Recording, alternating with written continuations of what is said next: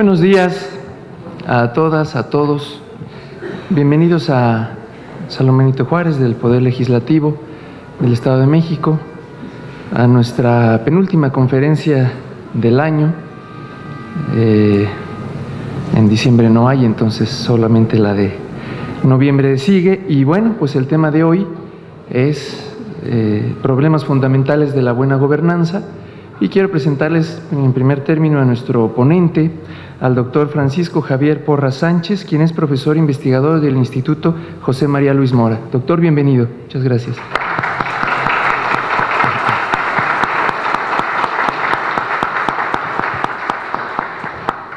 Agradecer también al magistrado del Tribunal de Justicia Administrativa, quien además viene en representación de la magistrada presidenta, Mirna García Morón, licenciado Víctor Alfonso Chávez López. Bienvenido.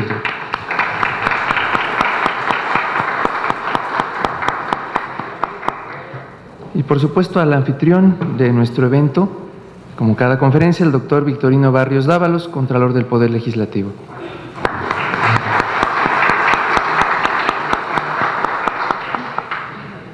Damos la bienvenida también a la magistrada del Tribunal de Justicia Administrativa, Virginia Valdés Chávez. Bienvenida, magistrada. A la magistrada Teresita del Niño Jesús Palacios Iniestra. Bienvenida, magistrada.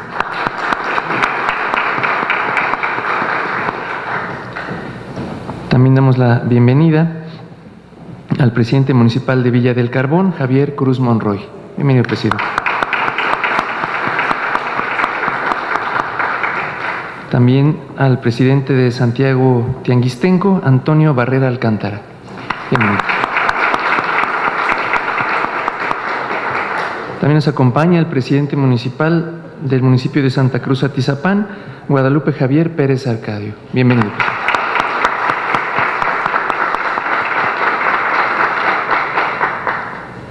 También damos la bienvenida al magistrado Luis Octavio Martínez Quijada. Bienvenido, magistrado.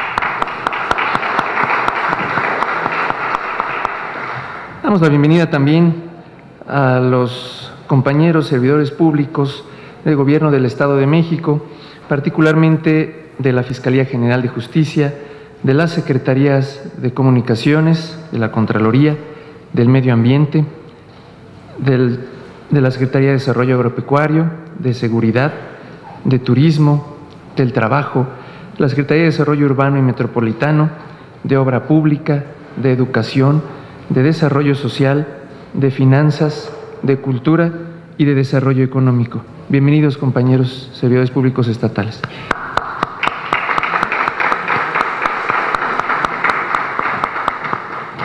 También dar la bienvenida a los servidores públicos del Instituto Electoral del Estado de México, del Tribunal de Justicia Administrativa y del Colegio Mexiquense. Bienvenidos.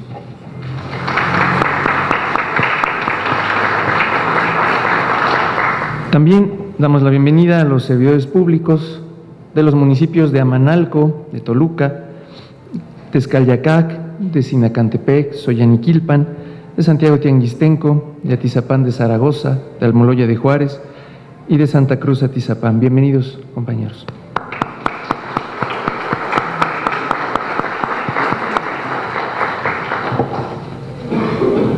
También les damos la bienvenida a estudiantes que nos acompañan de la Universidad Univermillennium, de la Universidad Tres Culturas y del Instituto Universitario del Estado de México. Bienvenidos.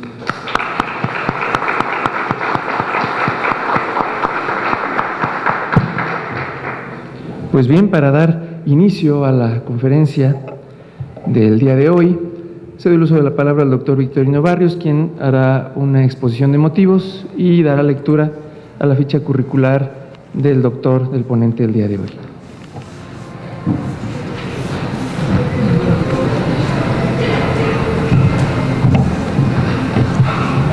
Muchas gracias por su asistencia. Bienvenidos como siempre a la legislatura del Estado de México, que es pues el lugar de la mayor representatividad de la decisión de los mexiquenses. Aquí es donde se elaboran las leyes, donde se procura pues que haya gobernanza, a lo mejor antes que gobernabilidad, ¿no? Porque luego hay que ir aprendiendo a diferenciar los conceptos. A veces la gobernabilidad se obtiene a la fuerza, ¿no? Entonces es importante tener esto. Hoy, con esta exposición, la 113 exposiciones se han hecho en este lugar, algunas en el INES, el Instituto de Estudios Legislativos, otras en la biblioteca, pero siempre buscando que los expositores, pues lo que se conoce en los centros de investigación, en las aulas, ese es el objetivo fundamental, que lo que se hace en los centros de investigación, en las universidades, se pueda reflejar en el actuar de los servidores públicos, que la investigación no se quede en las aulas, no se quede en los centros, porque ya saben ustedes, luego se publican muchos libros, se leen menos, se entienden muchos menos y luego se pueden explicar muy poquitos. Por eso a mí me da mucho gusto que nos acompañe el doctor Francisco Javier Porras Sánchez, porque así de rápido les comento, para que vean que cuando se tiene compromiso se hacen las cosas aun cuando sea muy difícil.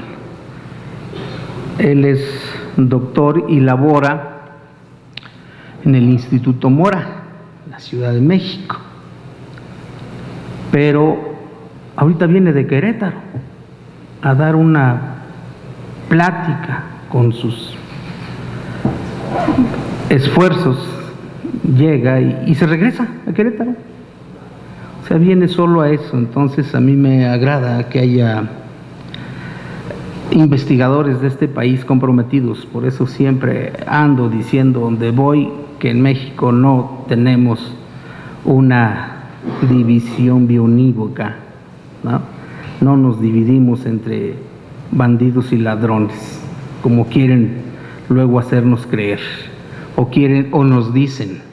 Aquí tenemos gente que se prepara todos los días, que le pone empeño, le pone ganas, hace lo mejor que puede. Puede ser que lo que haga no sea necesariamente lo que todos quieren, eso es prácticamente imposible. Tenemos que irnos acostumbrando a que habrá quienes no les gusten algunas decisiones, habrá otros a los que les parezca lo mejor, ¿no? Y así habrá muchas. Yo recuerdo una frasecita muy pequeña de un libro, bueno, más bien un párrafo de un libro que se llama Una vida en la vida de México, de Jesús Silva Herzog. Precisamente Jesús Silva Herzog fue uno de los primeros, o el primero, que inició las clases de la economía en este país, 1929. Y relata en su libro Una vida en la vida de México, él ya ciego, así seguía escribiendo, que le tocó ver, porque él era uno de los 3 técnicos, el otro fue, como se llama aquí, este salón de junto, Narciso Basols, y otro que no tengo en la mente,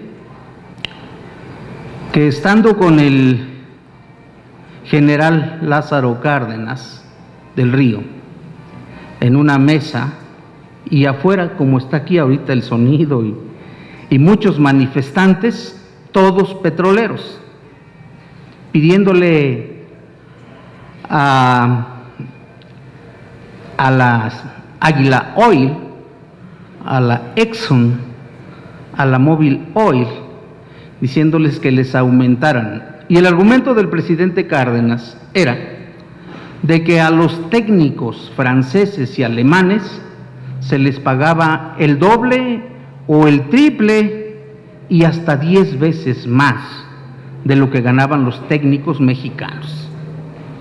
Y entonces uno se queda ahí pensando cuando estás leyendo el libro, bueno, ¿y qué pasaba? ¿Por qué esa discriminación estando en nuestro país?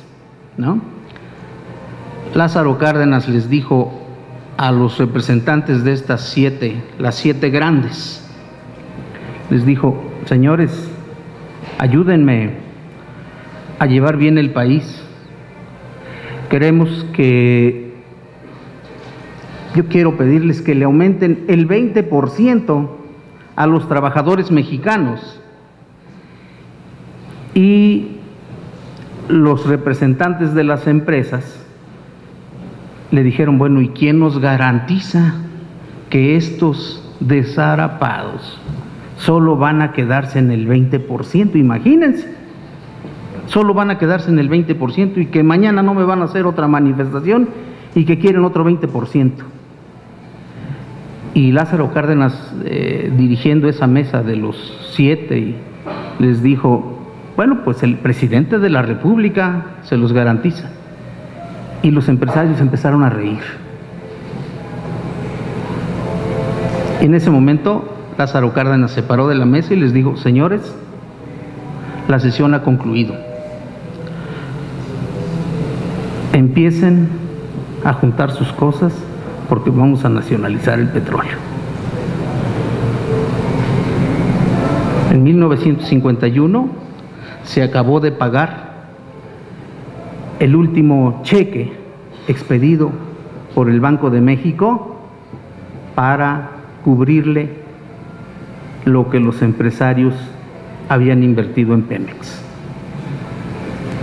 Y bueno, esa es parte de la historia, es una parte de la buena gobernanza. Ya les quité su tiempo con esto, pero es para que vayamos viendo cómo están las cosas en este país. Francisco Javier Porras Sánchez, el doctor, es licenciado en Filosofía por la Universidad Popular Autónoma del Estado de Puebla. Es maestro en Estudios Regionales por el Instituto de Investigaciones Dr. José María Luis Mora y es doctor en Política y Estudios Internacionales por la Universidad de Warwick, en Reino Unido. Ha sido becario del CONACYT, ha impartido cursos en el ITAM, la Ibero, el Colegio de San Luis, en la Facultad Latinoamericana de Ciencias Sociales, Flaxo, y la Universidad Autónoma de Querétaro, entre otros lugares. En el Instituto Mora imparte los cursos de formulación y evaluación de política territorial en la maestría en estudios regionales y el de gobernanza y políticas públicas en la maestría de cooperación internacional para el desarrollo. Es autor de los siguientes libros: Orden, Bien Público y Gobernanza, El Derecho de Gentes, según Francisco de Vitoria, de la Fundación Konrad Adenauer, Gobernanza, Propuestas, Límites y Perspectivas, publicado por el Instituto Mora y está en una segunda reedición, lo que quiere decir es que hay que consultarlo. Además de coordinar 3 libros más, entre los que destaca Gobernanza y Redes de Política Pública en Espacios Locales de México, del Instituto Mora, con 2 ediciones, y el cual tuvo financiamiento del Consejo Nacional de Ciencia y Tecnología. Actualmente es profesor investigador de tiempo completo del Instituto Mora, miembro del Sistema Nacional de Investigadores desde hace 11 años, es asociado numerario de la Fundación Rafael Preciado, esta prestigiada fundación, Rafael Preciado Hernández, miembro de la Red Gobernanza Metropolitana del CONACYT, es miembro también de los núcleos académicos básicos de la Maestría de Cooperación Internacional para el Desarrollo y del Doctorado de Estudios del Desarrollo del Instituto Mora. Ha dirigido o ha sido lector de múltiples tesis de maestría y doctorado. Quizá lo más importante del doctor Porras Sánchez no sea el currículum. Eso, a veces muchos tenemos todos esos currículums y seguimos siendo prepotentes fantoches en los cargos, creyendo que vamos a estar ahí siempre. Lo más importante es la humildad con la que se conduce, la capacidad para dar la respuesta y decirme rápidamente, sí, Victorino, sí, con mucho gusto voy. Pero algo que quiero destacar es que tiene la buena actitud de compartir con quienes no conocemos conceptos como gobernanza, como gobernabilidad, para saber por dónde andamos. Pues yo le quiero agradecer al doctor Porras Sánchez su disposición y decirle pues que en todos lados estamos puestos a aprender, porque así debe ser una sociedad. Hay que estudiar todos los días, como si nunca nos fuéramos a venir, como si nunca nos fuéramos a morir, como si nunca fuera a pasar eso. Hay que estar preparados para eso, siempre. Bienvenidos todos, con el gusto de siempre recibirlos aquí. Gracias.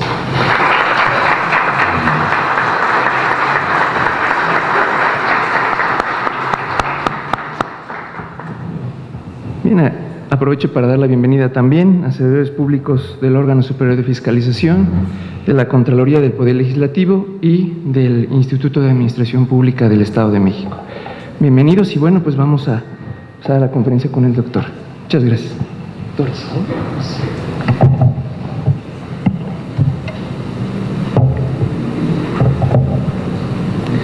Bueno, pues buenos días a todos. Muchas gracias de verdad por estar aquí. Muchas gracias al doctor Victorino Barrios Dávalos por su muy amable presentación y muy generosa bienvenida. Agradezco mucho a los señores funcionarios, a los miembros de la legislatura y también de gobiernos locales, de ayuntamientos que pues realmente en muchos casos pues son justamente la diferencia entre estos estilos más de gobernanza y de gobernabilidad a los cuales hacía referencia el señor Contralor. Yo muy contento de estar aquí, de verdad, de nuevo muchas gracias por esta invitación. Y en este tiempo, pues la idea es que revisemos de manera más o menos rápida, pues una literatura que es muy compleja. Tenemos el problema de que por un lado están, al menos en este tema, muchos desarrollos más o menos innovadores en términos conceptuales, que después cuesta bastante trabajo traducir en decisiones concretas y en marcos normativos, en buenas prácticas, y después viene todo lo que tiene que ver con elementos propiamente metodológicos, cómo se mide, cuáles son los objetivos deseables, cuándo realmente se puede aspirar a tener dinámicas de gobernanza y cuándo no, y muchos otros temas que están relacionados, que realmente hacen esta literatura o conjunto de literaturas académicas pues algo muy desordenado. A esto hay que añadir que mucha de la literatura está en inglés porque fue producido en otros países, y una crítica pues muy natural y muy normal sería decir pues se trata de literaturas que se han producido en otros contextos y que en consecuencia pues no son muy aplicables al caso mexicano. Aceptando esa crítica, que yo creo que también se puede aplicar, yo creo que podemos ver las literaturas de la gobernanza como una fase de un cohete. No sé si se acuerdan ustedes cómo se hacían, ¿no? Cómo se llegaba antes a la luna, con un cohete así en diversas etapas. Y la gobernanza tiene la ventaja y la desventaja de que es muy innovadora en muchas cosas, trae muy buenas ideas, son frescas, y nos obliga por lo mismo a volver a ver problemas antiguos con ojos nuevos. Nos hace hacer preguntas interesantes que quizá no se podrían plantear de otra manera, pero como una buena etapa de cohete, pues nos lleva hasta cierto punto y después se quema, ¿no? Entonces la gobernanza nos lleva hasta cierta altura y después podemos muy fácilmente deshacernos de ella, porque realmente todavía falta mucho desarrollo en términos teóricos y de trabajo. Tenemos obviamente el gran reto, los académicos, de vincular pues estas preocupaciones más de tipo teórico con lo que se vive en el día a día. Y por lo mismo entonces, si vemos la literatura de la gobernanza como una etapa de cohete, de que tiene una cierta utilidad y que nos lleva hasta cierto lugar, pero no más allá de ahí, al menos ahorita, pues yo creo que pues seremos mucho más justos a los alcances de esta literatura, que realmente esperar que de ella van a venir pues las soluciones a muchos de nuestros problemas. La conferencia de ahora pues, se ha intitulado Problemas fundamentales de la buena gobernanza y justamente tiene esta aproximación. La idea es que veamos estos 5 puntos breves. Primero, una advertencia inicial, un poco para tranquilizarlos, porque vamos a ver quizá muchos datos y literatura, algunas hipótesis sobre el surgimiento de la gobernanza, que me parece que es algo que se puede compartir muy bien, porque independientemente de dónde ha nacido la literatura, pues son problemas que son comunes en todos lados. El modelo canónico de la gobernanza, es decir, el modelo establecido, que es el referencial, que quizá ustedes puedan encontrar interesante, los problemas fundamentales de la buena gobernanza y, por último, algunos retos que nos encontramos y que vemos aquí en México, fundamentalmente en las comunidades, en los gobiernos locales y también en las ciudades. Entonces, primero, una advertencia inicial. Aquí vamos a ver mucha información ahorita, especialmente en el segundo apartado, bueno, en el primero y en el segundo apartado. Entonces, por favor, no se angustie, ¿no? Esa es la idea. No se angustie, por favor. El objetivo es que no salgan aquí recordando absolutamente todo lo que se diga, sino nada más algunas ideas fundamentales. Entonces, desde ahora les digo que con toda confianza, cuando salgan de este recinto tan hermoso, olviden absolutamente todo lo que les dije, excepto el canon, que ahorita les voy a enseñar cuál es, que realmente es como que lo fundamental de la literatura. De nuevo, estas cosas son etapas de cohete, nos ayudan a plantear algunos problemas, pero realmente lo interesante son las preguntas que se plantean. Más que la respuesta misma que se ha dado a los diferentes problemas, lo interesante es el enfoque y la pregunta. Entonces, es eso. No todo es lineal. Lo que voy ahorita a plantear como si fuera un ciclo, o un cierto desarrollo, perdón, en forma de espiral, no es necesariamente lineal, en el sentido de que no todos los desarrollos se siguen uno a otro y se van acumulando de manera ordenada. Más bien hay que pensar en términos de un diagrama de Venn. ¿Se acuerdan ustedes en la primaria cuando nos enseñaban esta teoría de conjuntos? Y entonces diversas literaturas pues tienen áreas superpuestas que son problemas comunes, pero también tienen áreas que no comparten. Y en consecuencia pues hay problemas que están muy separados uno del otro y otros que son comunes. La idea obviamente es poner énfasis en las cosas que son comunes en la literatura. Entonces voy a hablar más bien de imágenes, ¿no?, que se superponen, áreas que se superponen parcialmente, no son modelos mutuamente excluyentes. Una cosa interesante respecto al enfoque de problemas fundamentales de la literatura de la gobernanza es que estamos llegando a una paradoja muy interesante para los que no nos dedicamos al gobierno y muy angustiante para los que sí, y muchas veces es al revés también, ¿no?, porque a veces es muy retador para alguien que tiene que decidir y muy angustiante para uno como ciudadano, que es esta idea de que cuando se habla de ciudades o comunidades gobernables, en la literatura académica se está generalmente hablando, y es un poco el consenso, de gobernanza urbana y gobernanza local. No estamos hablando de gobernabilidad. Cuando hablamos de ciudad gobernable o de una localidad gobernable, paradójicamente no estamos hablando de gobernabilidad, que es justamente la diferencia a la cual se hacía referencia aquí ahorita, que el doctor Barrios hacía referencia, que no es lo mismo gobernabilidad que gobernanza. Cuando hablamos de gobernanza en general, estamos hablando de ir más allá de los modelos de control jerárquico. Eso es interesante. Es reconocer que para gobernar, y esto es obviamente que ustedes saben una cosa muy natural, muy naturalmente conocida y practicada, pero que sin embargo muchas veces no está tan claro en la ciudadanía, que realmente la labor de gobierno nunca ha sido una labor completamente jerárquica, sino siempre ha sido una calle de dos sentidos, de colaboración.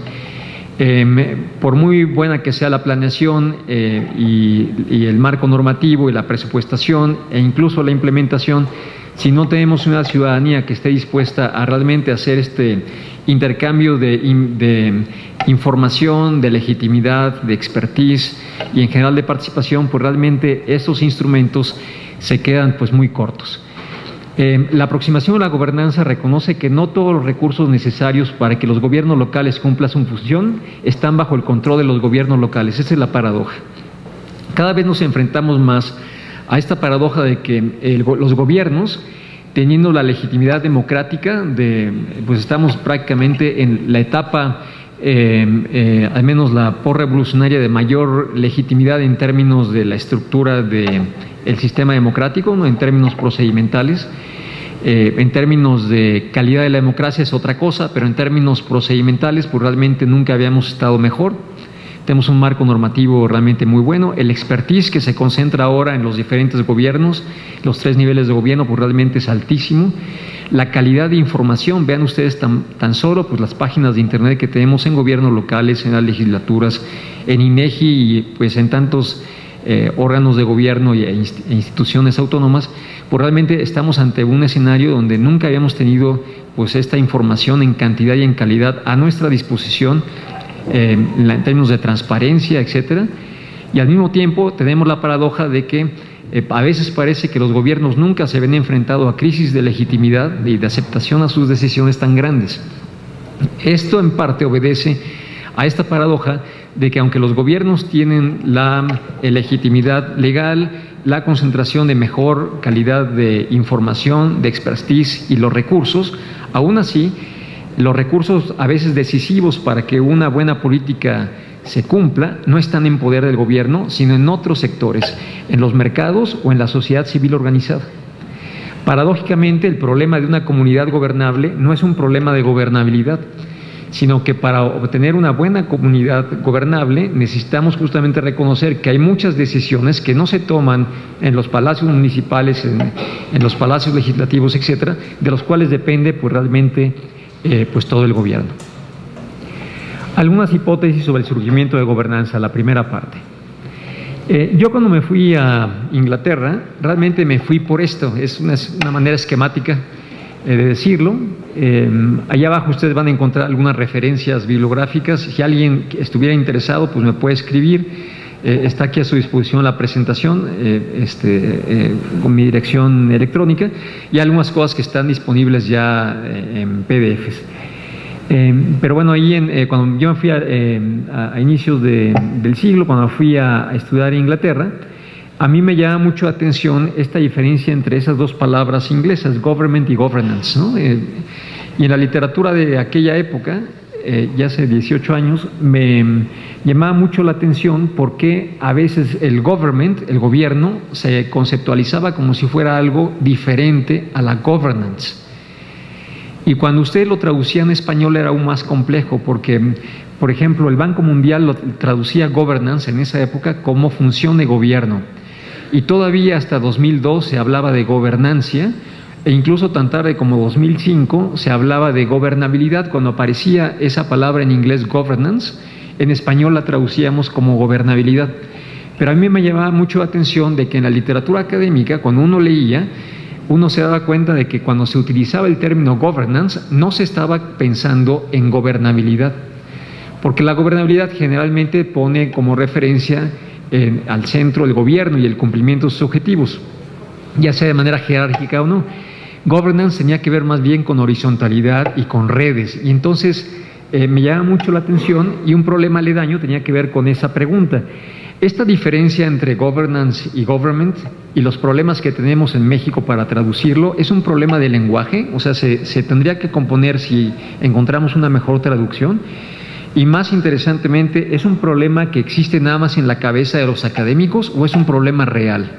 ¿Está allá afuera? O sea, estos cambios que describe la literatura, ¿están sucediendo realmente? La mayor importancia de las redes y su impacto en política pública, o es algo nada más que es el resultado de cambiarse los lentes, ¿no? Si uno se cambia los lentes, y se pone unos lentes de color oscuro, pues entonces va a haber todo de cierta tonalidad diferente. Entonces, ¿existe en la realidad o existe en la mente de los investigadores? Y entonces ahorita vamos a hacer pues un breve recorrido de qué pasó con justamente estos desarrollos, ¿no?, de la literatura. La historia de la gobernanza empieza más recientemente con una serie de dos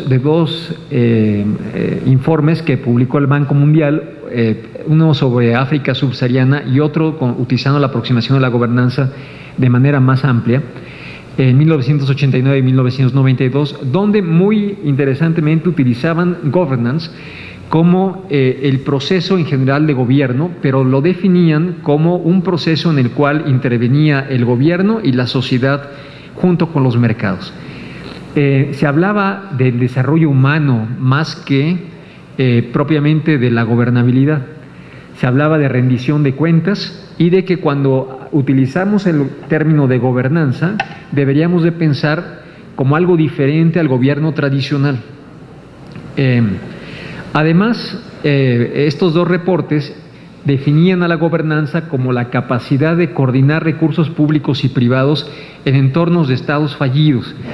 Entonces es una literatura que nace del fracaso y yo creo que eso pues nos debe de alentar, porque realmente muchas veces nada más basta ver el periódico para darnos cuenta de que estamos rodeados a veces de fracasos como sociedad, ¿no? Crímenes que hay, la violencia y muchas otras cosas. Yo siempre digo que la bioética no nació cuando un filósofo, un eticista que estaba en su escritorio, juntó su escritorio con un biólogo, ¿no? Que dijeron, vamos a ver qué pasa, ¿no? Vamos a juntar nuestros escritorios y así nació la bioética. La bioética nació más bien de los problemas, de que tenías 50 pacientes que necesitaban hemodiálisis y nada más tienes una máquina y puedes ofrecer 10 servicios al día. ¿Quién va primero? ¿No? O tienes una persona que no ha perdido el conocimiento, un doctor, un doctor que tiene a un paciente que no ha perdido el conocimiento y dice, ¿sabe qué? Tengo objeción de conciencia de que usted me haga una transfusión sanguínea porque mis creencias religiosas pues me lo prohíben. Y entonces, ¿qué hace el doctor? Porque tiene obligaciones legales, ¿no? Y por otro lado también este asunto del respeto a la libertad de pensamiento, conciencia y de religión. La bioética nació de estos problemas y es en parte el resultado a la solución de estos problemas. De la misma manera la gobernanza nació. La gobernanza nació de los problemas de los estados fallidos en la África subsahariana. Cuando tienes expectativas de vida de 35 años, problemas de guerras civiles, además gobiernos que son rapaces, ¿no? Y además índices de corrupción pues altísimos. Cuando se tenía esos contextos, pues entonces el Banco Mundial dijo, a veces tenemos problemas tan complejos que incluso si el gobierno dedicara todos sus recursos a tratar de resolver solo uno, no lo resolvería.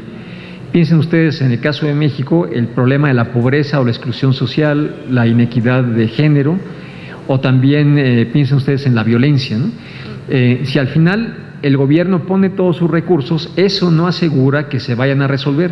Se requiere entrar también en la dinámica de los mercados, las empresas formales e informales y también nuestros procesos de producción y de consumo, y también obviamente en la sociedad organizada, donde se generan muchas veces estos valores éticos que nos permiten la convivencia, son los valores de referencia, ¿no?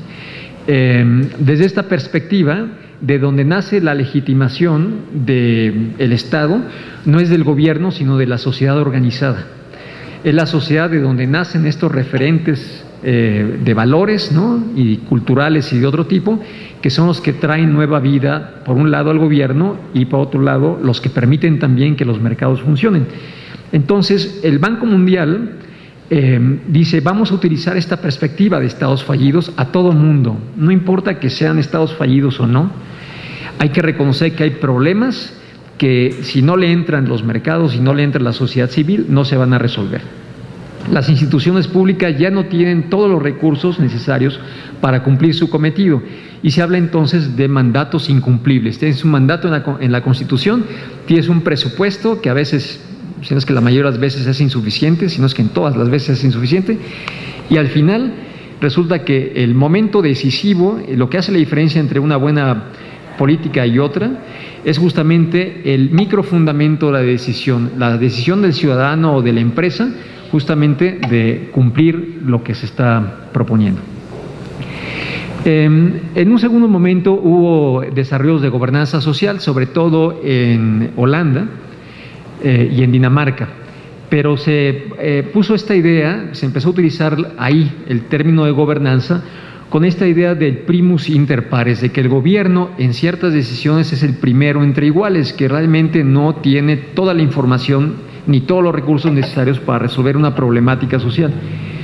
Este presupuesto de que no hay un solo actor capaz de imponer una sola línea de acción, ellos dicen, debemos de acostumbrarnos. Entonces el gobierno cambia de naturaleza, porque ya no es quien decide qué es lo que se va a hacer, sino más bien sus funciones de coordinación aumentan. Sigue siendo obviamente el referente principal y el marco normativo se genera en las instituciones gubernamentales, en sus tres poderes, pero por otro lado, se reconoce que para resolver un problema o crear una oportunidad es imposible hacerlo nada más con los actores públicos, si se entiende esto como los actores gubernamentales.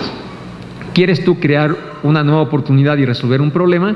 A fuerzas necesitas el involucramiento de la sociedad civil y de los mercados. Esto dio por origen esta idea de la gobernanza por red, que fue muy popular en Inglaterra y que ahora se utiliza mucho en el CIDE, aquí los que conocen a la institución. Esta idea de que cuando los gobiernos se enfrentan a problemas de dinero o de legitimidad se fragmentan. La idea de que si tienes un problema en determinado sector de política pública, lo mejor es abrir la comunidad de instituciones y actores que son los que deciden, invitando a los clientes, a los ciudadanos clientes de ese servicio público, para que entonces entren, ya sea a la manera de planeación o a la manera de la implementación o la evaluación. Toda esta multiplicidad de redes más o menos constituidas en forma de comités y consejos que vemos en los tres niveles de la administración, es en parte resultado de esta literatura, que empezó a finales de los 80, pero que en México encontró un impulso importante en los 90, fundamentalmente cuando empezaron a haber gobiernos locales, ayuntamientos de diferentes partidos. Cuando se consolidó la alternancia partidista y nuevos proyectos llegaron a las ciudades y a los ayuntamientos, permitió, entre otras cosas, pues, un cierto optimismo acerca de la capacidad de vincular los resultados de la elección con el buen gobierno. Ahora, lamentablemente, a pesar de que estamos mucho mejor en términos de instrumentos locales, ¿no? Y yo creo que ya, en muchos sentidos hay municipios metropolitanos aquí en México que están a la altura de muchos de Europa y de muchos otros lados, nos enfrentamos al reto de justamente generar ese espíritu optimista de participación con la ciudadanía, que muchas veces pues ya no ve en los comités y en los consejos pues una manera buena de influir en política pública. En los estudios que han hecho EVIA e ISUNSA, dicen justamente que al menos los consejos que se encuentran en el gobierno, en el nivel federal, son muy buenos en términos de la calidad de la información que ofrecen a los consejeros y consejeras, pero por otro lado, cuando llega el momento decisivo de que consejeros y consejeras puedan darle forma a la política pública, ahí siempre encontramos problemas, ¿no? Es más fácil que los miembros de los consejos hagan declaraciones en los medios, y ahora sí que moviendo un poco el barco muchas veces se concibe que es la única manera de influir, pero realmente esto debería estar más en términos técnicos. A pesar de eso, se reconoce que pues, son grandes escuelas de ciudadanía y que ciertamente tienen una influencia. Muchas veces, sin embargo, los consejeros y consejeras se critican de que no tanta como ellos quisieran. Esto implica entornos borrosos, porque cuando se deciden cosas en los consejos y en los comités, muchas veces no está tan claro hasta dónde llegan las responsabilidades, aunque a nivel federal pues se les aplican algunas de las responsabilidades legales que aplican a funcionarios. Sin embargo, muchas veces no es claro, ¿no? Cuando, por ejemplo, un representante de colonia dice, pues yo quisiera que el agua empezara la mejora del agua, la red del agua empezara por esta colonia, y si eso resulta ser una mala decisión y termina siendo aprobada en el Consejo y hay obligaciones normativas, ¿no? Dependiendo de las diferentes leyes orgánicas municipales y en general los marcos normativos, pues entonces la idea es, hay una especie de desequilibrio, porque el funcionario sigue siendo el último responsable ante la ley y reciben constantemente estas sugerencias de cómo decidir. Pero por otro lado, el ciudadano, pues lo único que tiene que hacer es ir, ¿no? Y llevar su representación. El problema de hasta dónde llega la responsabilidad público y privada es borrosa en estos entornos y causa problemas. En los 90 había una preocupación muy seria, porque decían ellos, los académicos especializados, hay gente que no fue electa a través de una elección formal para ocupar ese lugar y está tomando decisiones. Ahora ese problema ya ha ocupado un segundo o tercer lugar, realmente se ha visto que no es tan complicado. En todo caso, habría que redefinir muchas de nuestras conceptualizaciones de la democracia electoral. Esto produce redes que son interorganizacionales, es decir, formados de actores públicos y privados, y el gobierno pues debe de timonear, ayudar a gestionar pues todas estas redes, debe de generar espacios de intermediación, reglas de arbitraje, los flujos de información son muy importantes, debe de gestionar la participación en la red y la agenda, qué cosas se tienen que discutir justamente en esos comités y consejos. Después de la gobernanza por red, pues vino esta idea de que hubo un cuestionamiento muy fuerte, porque yo cuando estaba estudiando en Inglaterra me decían, muy interesante que vienes de México a estudiar gobernanza, sin decirlo con esas palabras, pero decían, pero si su gobierno apenas está en proceso de consolidación, ¿no? Una cosa así, como si hubiera una cosa de una especie de filosofía de la historia administrativa, de que los gobiernos de los países industrializados se gobernaban de manera horizontal y a través de gobernanza, y los gobiernos de economías emergentes, como es el caso de México, más bien hacían una mezcla entre pirámides jerárquicas y redes de gobernanza. La literatura inmediatamente atajó esta ideología, porque realmente es eso, diciendo que realmente lo que pasa es que las jerarquías, los gobiernos y las redes coexisten. No es que haya un gobierno puramente con los comités y los consejos a través de redes, y tampoco que haya un gobierno nada más basado, por otro lado, en las jerarquías, ¿no? No es que la gobernanza sea pura red y el gobierno sea pura jerarquía, sino que más bien siempre coexisten, las redes y las jerarquías coexisten, pero hay diferencias de acuerdo al sector de política pública. Los cambios son fundamentalmente, las diferencias son fundamentalmente cuantitativos. Y muy interesantemente, esto ya es más reciente, las redes crecen a la sombra de la jerarquía.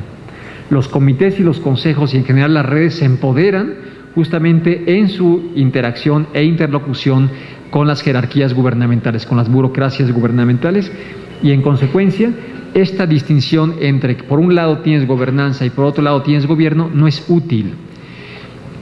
Las redes, sin embargo, que hay de organizaciones de la sociedad civil, ONGs, etcétera, y todos los consejos que interactúan constantemente con los órganos de gobierno, muchas veces se pueden equiparar a un andamiaje.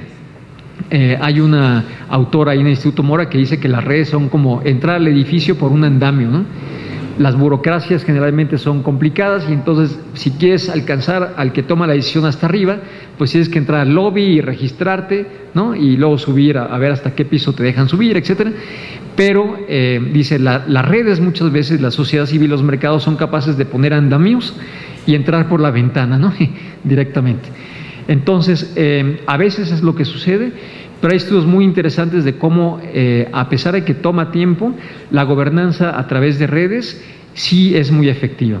En concreto, Iracheta, un investigador justamente del Colegio Mexiquense, argumenta que hay 4 o 5 ejemplos donde la gobernanza ha sido muy exitosa en México y tiene que ver con todo el combate a la corrupción, tiene que ver con las políticas de género y combate a la discriminación, tiene que ver con los derechos humanos, también tiene que ver con cuidados al medio ambiente. Todos esos temas han sido a veces muy complicados, ¿no? Porque implican casi siempre que tanto la sociedad civil como los gobiernos se vayan adaptando, pero son muestra de ejemplos, yo digo que razonablemente exitosos de diálogo, donde el resultado es mucho mejor de lo que teníamos hace 20 o 30 años. Ahora lo que se está poniendo más de moda es el anclaje democrático de la gobernanza, y que es esta idea de que la gobernanza no nada más depende de la voluntad política, sino que también depende del entorno democrático, de las reglas que tenemos para la aplicación de la democracia, y también qué tanto capital social hay. Si tenemos un sistema democrático como en términos de arquitectura, como el mexicano, que más bien tiende a concentrar el poder en los decisores, tomadores de decisiones, y un entorno social donde la gente le cuesta trabajo organizarse, entonces el resultado es que se instrumentalizan pues las redes que existen en gobernanza, es lo más natural. Aquí no se habla de instrumentalización como si fuera algo moralmente malo, no se está utilizando el término como si fuera algo ético, sino más bien tiene que ver con esta idea de que los gobiernos utilizan a las redes, a los consejos, a los comités, a las ONGs, etcétera, como un elemento para convencer a los ciudadanos de que están tomando ellos, los gobiernos, buenas decisiones. Más que como un insumo realmente que puede modificar de raíz la política pública, más bien se le toma como un elemento más para convencer a la ciudadanía, que en muchas veces, en muchas ocasiones se le define como una especie de cliente político, ¿no? que está comprando, ¿no?, diversas opciones. Entonces le tiene que convencer que este es un buen gobierno y en consecuencia pues las redes se utilizan para eso. Hay sin embargo otras opciones, hay también escenarios donde es incompatible, ¿no?, que por más que se haga pues las redes y los gobiernos pues son difíciles de que se mantengan, particularmente en ámbitos pues muy complicados técnicamente o pues peligrosos, ¿no? La idea es llegar a la complementariedad, donde las redes, la sociedad civil, los mercados realmente colaboran con su gobierno, entienden que se necesitan mutuamente y que pues llegan a acuerdos en conjunto. También existen transiciones donde pues se utilizan las redes para llegar a nuevos modelos de gobierno, y está este asunto de la instrumentalización que les decía. Por último, la tercera ola, que es literatura que está pues ahorita muy de moda, habla de gobernanza más bien en términos de antropología social. Es súper interesante, porque dicen, bueno, estamos generando muchos antropólogos y gente que estudia sociología, ¿no?, más vinculada a la antropología, pero en lugar de mandarlos a estudiar pueblos originarios, que realmente pues sí se necesita, pero por otro lado pues no hay suficientes áreas de estudio, ¿no?, para mandar todo el mundo así a esos lugares. Dicen estos proponentes, hay que enviarlos a los palacios municipales, a los palacios de gobierno, a legislaturas. Los antropólogos sociales nos deben de ayudar a entender cómo se dan las interacciones de red, ¿no?, y cómo interactúan los gobernantes con los ciudadanos. Esos son los ámbitos de pertinencia donde se pueden aplicar estos aprendizajes más antropológicos. La gobernanza ahora, entonces, está más bien referida a una serie de narrativas, dilemas y respuestas concretas. Es difícil, la literatura ahora es difícil que ofrezca una definición que pueda ser aplicada a todos los casos. Pero digamos que, tratando de resumir un poco, lo que tienen en común las literaturas, las diferentes definiciones, es esta idea de que hay problemas muy difíciles de resolver, estos problemas complicados a los cuales hacía referencia el Banco Mundial en este reporte que les comentaba, y se les ha llamado wicked problems. Wicked es perverso, ¿no?, o retorcido, que es como se ha traducido. Un problema retorcido es un problema como los que mencionaba, que son complejos, persistentes, difíciles de definir y con requerimientos contradictorios. No hay manera de quedar bien en esos problemas. Y la única cosa que tú puedes escoger es con quién te vas a pelear. Es la única solución que tienes, porque de que va a haber bronca, va a haber bronca, porque justamente los requerimientos contradictorios implican que la asignación presupuestal siempre puede ser interpretada como que beneficia a algunos y perjudica a otros. Son problemas donde tienen ustedes muchos actores que difieren acerca de la naturaleza del problema. Todo el mundo sabemos que tenemos un problema de violencia, pero cuando empezamos a escarbar un poco de cuál es la solución, empezamos con problemas porque cada uno tenemos visiones diferentes. Y cuando sale la información que nos permitiría resolver el problema, inmediatamente es cuestionada, ¿no? A ver, ¿de dónde viene? Un informe, por ejemplo, oficial gubernamental, ahora estamos en un entorno que lo más fácil es que sea cuestionado, ¿no? Cuando en realidad quizá la información, la calidad de la información es mucho más alta justamente en entornos gubernamentales, pero bueno, se reconoce eso y en consecuencia la gobernanza también tiene que ver con fomentar fuentes diversas de información. Un problema retorcido es uno opuesto a uno domado, ¿no? A veces tenemos problemas, sobre todo burocráticos, que ya más o menos sabemos pues, por dónde va la solución, y eso se le llama en la literatura problemas domados, ¿no? pero no tienes una definición definitiva, final del problema. Por ejemplo, traten de definir pobreza y entonces van a salir muchos, ¿no? A lo mejor los que se han dedicado a estudiar un poquito o tienen alguna referencia, pues hablarán de la definición multidimensional de la pobreza, ¿no?, que se utiliza aquí en México, pero por otro lado, si vamos al público en general, pues vamos a encontrar definiciones muy variadas. Además, la información necesaria para formular el problema es también necesaria para solucionarlo. Dependiendo de cómo formules el problema, vas a encontrar una determinada solución, y eso es justamente algo de lo más complicado. Cuando se logra formular en qué consiste el problema retorcido, ya llevas la mitad de la solución ahí. Pero por lo mismo, esto requiere pues un cierto acuerdo entre diversos actores, ¿no?, diciendo voy a definir el problema de esta manera, porque si no es fácilmente cuestionado. No hay stopping rule, que es en términos técnicos, esta regla que nos dice cuándo parar. Si estamos nosotros, ¿se acuerdan ustedes de las operaciones matemáticas, no? Sabíamos que cuando poníamos el resultado debajo de la línea, ¿no?, o después del signo igual, esa es la regla para parar. Cuando pones el resultado, ya, ¿no?, puedes parar, porque el problema ya ha sido solucionado. Vamos a ver después si fue bien solucionado o mal solucionado, pero ya ha sido solucionado. En los problemas retorcidos no hay regla que te permita decir que ya lo solucionaste, porque entre otras cosas son problemáticas que no se disipan fácilmente. No hay respuestas correctas o incorrectas, verdaderas o falsas, nada más hay buenas o malas dependiendo del contexto. De tal manera que nunca es posible satisfacer todas las diferentes oposiciones que hay en una sociedad plural. Entonces hay buenas soluciones o malas soluciones de acuerdo al contexto, pero nunca va a haber correctas o incorrectas, verdaderas o falsas. Nunca hay una prueba final de su solución y es un problema único. Muy interesantemente, la solución cuando tratas de resolver estos problemas problemas retorcidos es de un solo tiro, en el sentido de que no son reversibles. Tú pones una política pública y después de haber hecho eso tienes muchas veces pues impactos que no permiten ir hacia atrás. El ejemplo clásico, ustedes piensen en la movilidad, ¿no? Cuando ustedes dicen movilidad, ese término técnico de movilidad, en realidad están ustedes hablando de tres tipos de problemas que se conjuntan. Están los valores del transporte, toda la gente que está interesada en que haya mejores caminos, etcétera. Imagínate que vas a hacer una nueva carretera. Están valores de calidad de vida. La gente que vive ahí al lado de la carretera se va a quejar porque pues, su calidad de vida va aparentemente a disminuir. Pero también están los ambientalistas, ¿no? ¿Qué va a pasar con las poblaciones animales que van a ser divididas y que por la carretera, etcétera?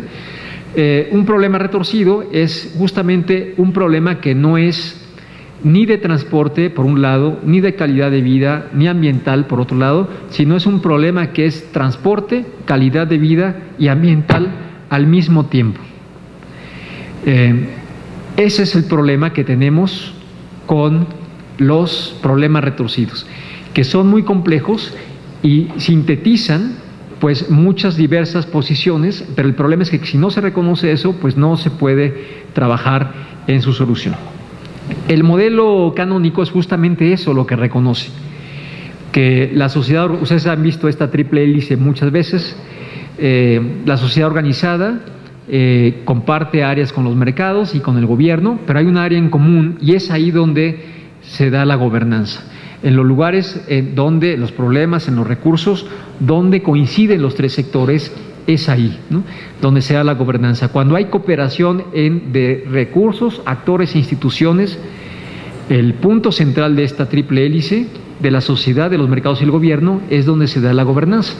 Entonces, esto reconoce que hay interdependencia, que es imposible volver a esta manera tradicional de planear, donde nada más el gobierno está solito. Hay que pensar siempre en términos de comunidades de política, de redes de interesados. Ya no se puede planear, ya no se puede implementar, ya no se puede evaluar en términos del gobierno solo, sino hay que tomar en cuenta los mercados y la sociedad civil.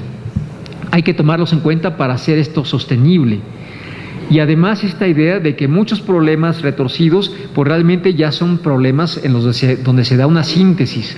Ya no hay problemas públicos por un lado, como les decía, sociales por otro, ni tampoco privados, sino son problemas de todos, literalmente públicos, sociales y privados.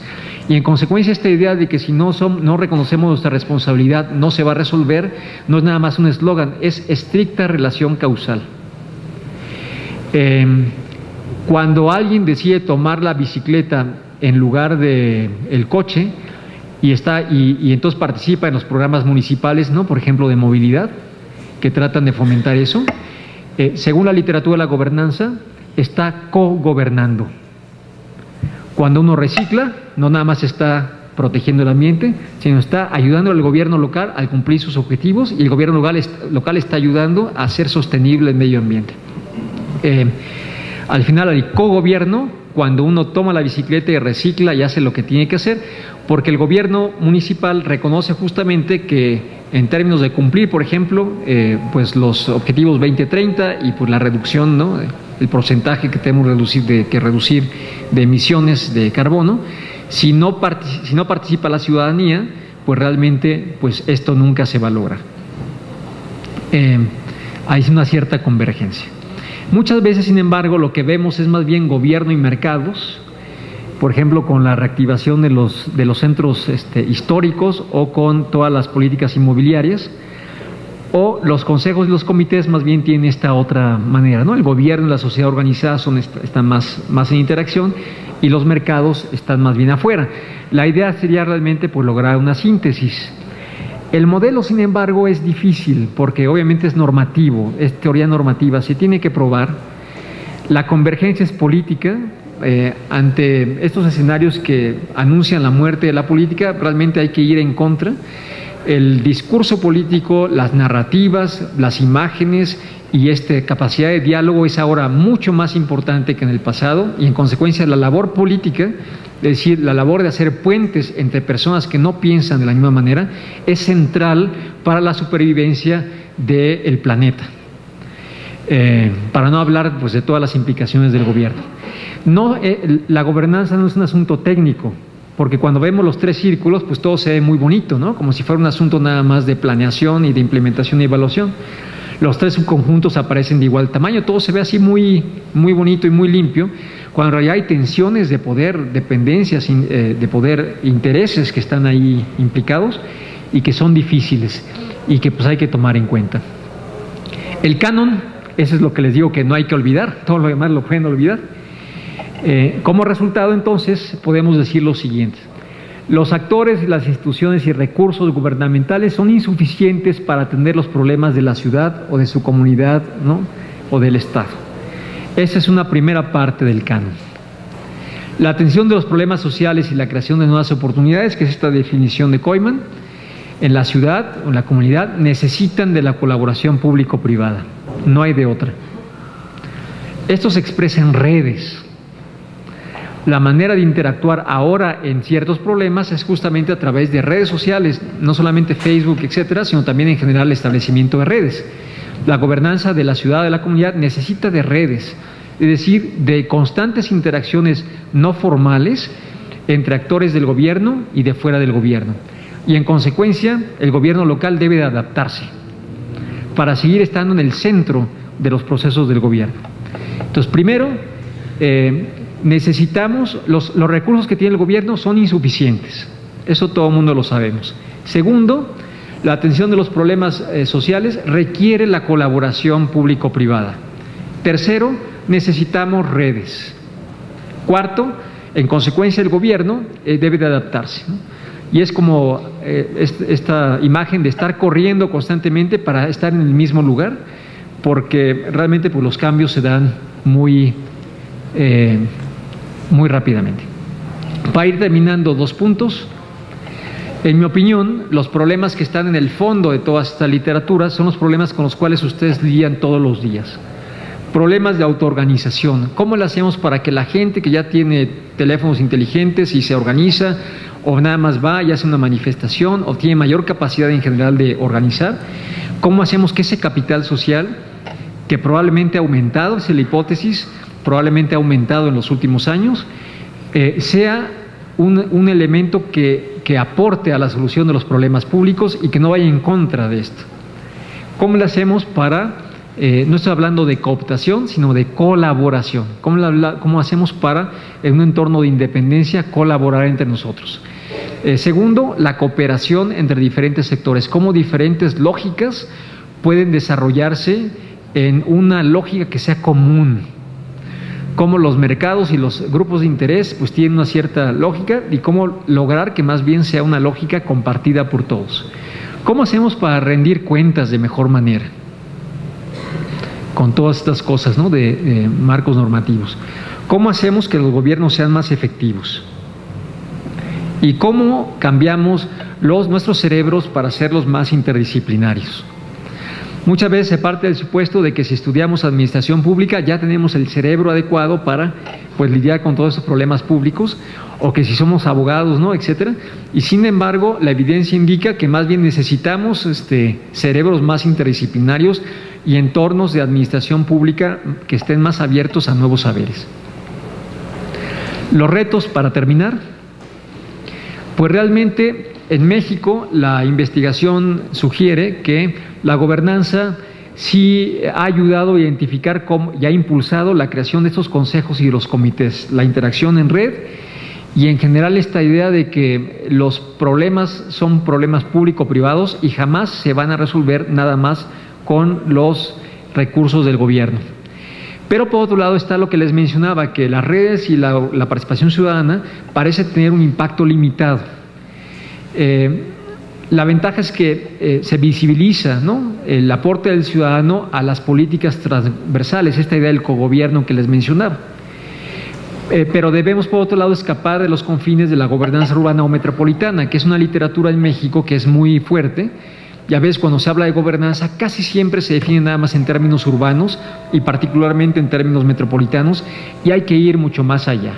Hay mucho por hacer, teorías, vincular las buenas prácticas, verificar la hipótesis de giro a las redes y mejorar los instrumentos de medición. Eso es muy importante.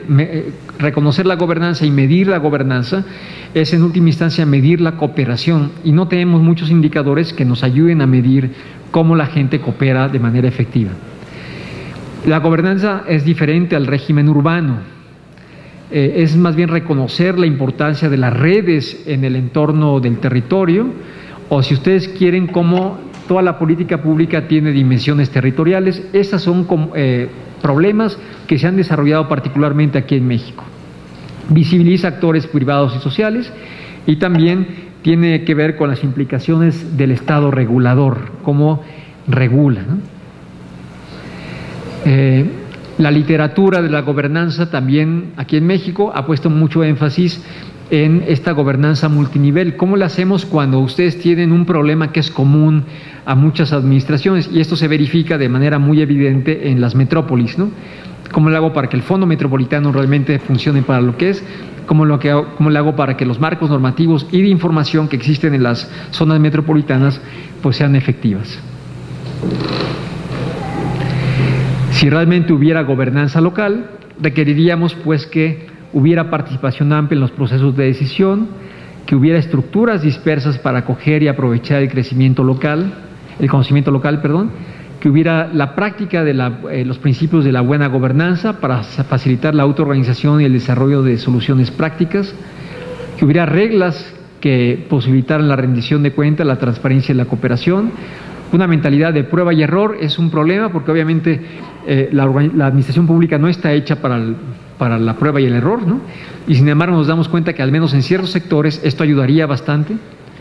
Y la coherencia entre políticas que van de arriba hacia abajo y de abajo hacia arriba. Finalmente, la pregunta es si toda esta literatura de la gobernanza está inventando el hilo negro, porque pues todos estos problemas ya los sabemos, y si más bien es una especie de replantear todas las cosas de una manera novedosa. Pero lo cierto es que si nos atenemos a esta imagen de la fase del cohete, yo creo que puede ser muy útil.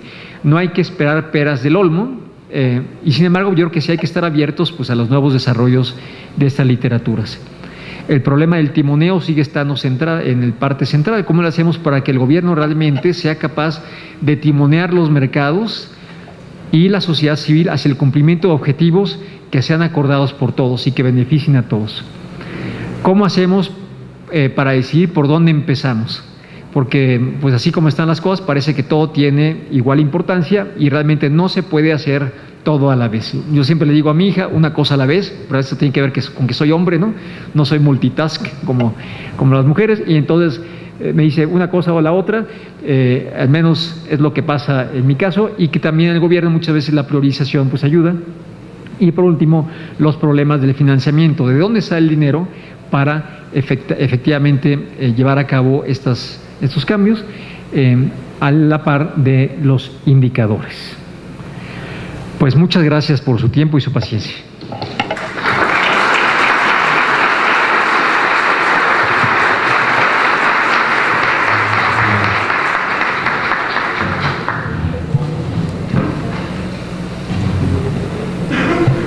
Agradecemos mucho al doctor Francisco Javier Porras por su brillante exposición, y antes de pasar a la sesión de preguntas y respuestas, quisiera dar la bienvenida a Jorge Adán Barrón Elizalde, quien es presidente municipal de Tultitlán. Presidente, bienvenido.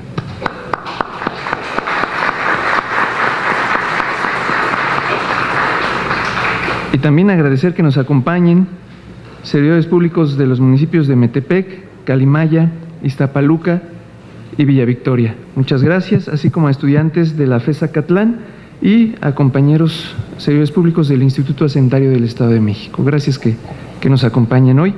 Y bueno, pues como en todas las conferencias, vamos a pasar a la ronda de preguntas y respuestas, en la cual estará moderada por el doctor Victorino Barrios y que les va a explicar la mecánica de la misma.